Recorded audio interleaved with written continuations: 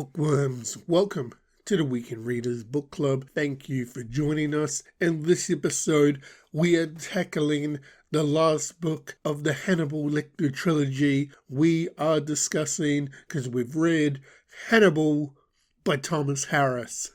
First off, I just want to make a shout out to myself. This is the biggest book I have ever read.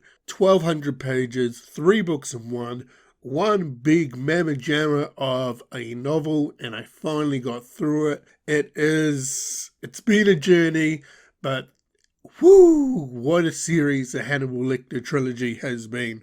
Okay, so Hannibal by Thomas Harris, I was unsure whether or not this was a continuation of the story through Silence of the Lambs or Hannibal Lecter's origin story.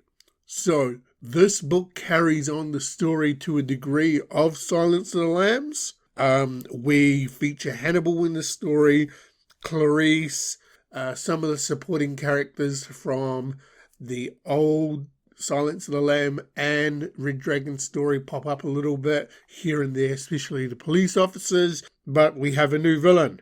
I had to Google whether or not they made a Hannibal origin story because I was a little disappointed that it wasn't the origin story because that's what I was hoping, but I found out that there is a 4th book, so I need to hunt for the 4th book so I can read Hannibal Rising. But hey, it is what it is. We're discussing Hannibal. I've read it.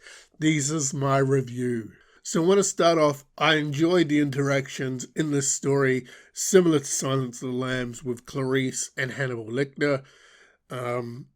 The main villain in this book, yeah, he's something, right?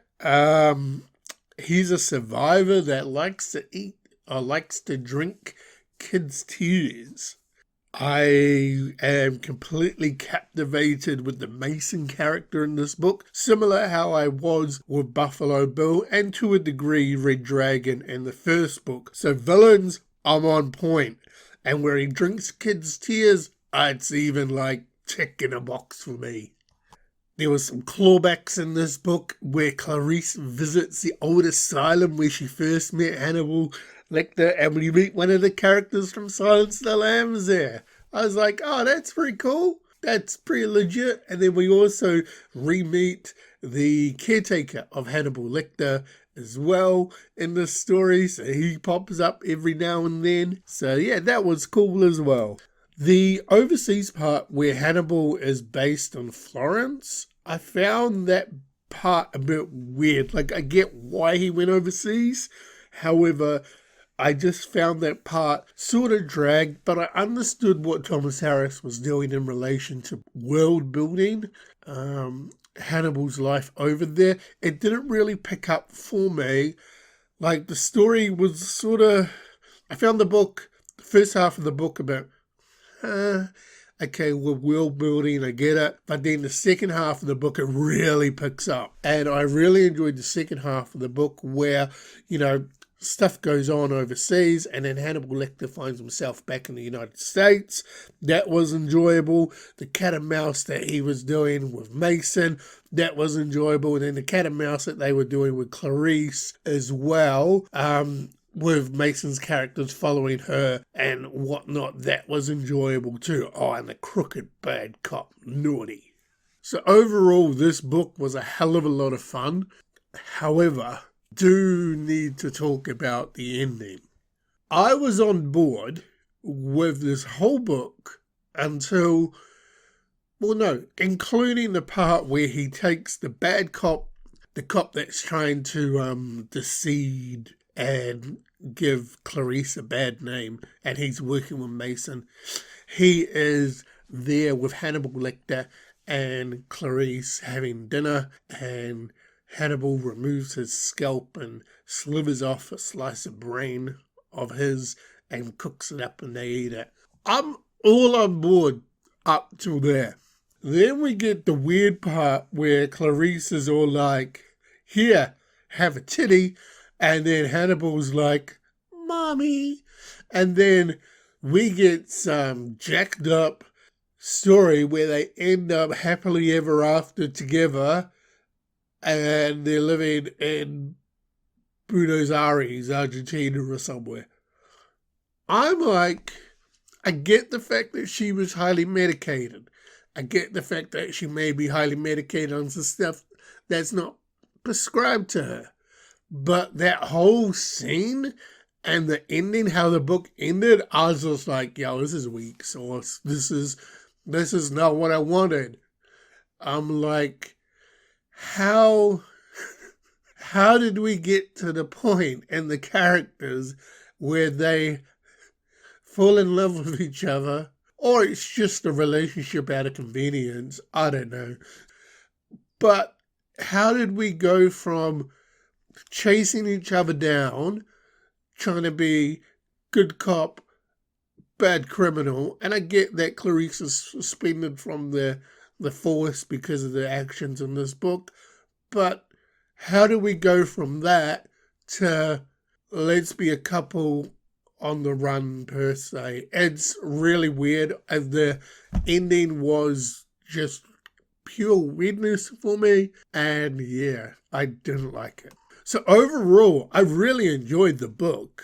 However, if I was to rank the 3 that I've read, it's a bit hard because I think I'm going to put Silence of the Lamb number 1 because that was my first indentation with a lot of Hannibal and a lot of Clarice. I got it, and I love the Buffalo Bill character, just the fact that he skins people to wear so he can become a woman, so he can wear female skin to make himself more feminine.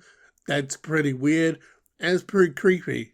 So I get that. The second book that I enjoyed the most, I would probably say Red Dragon.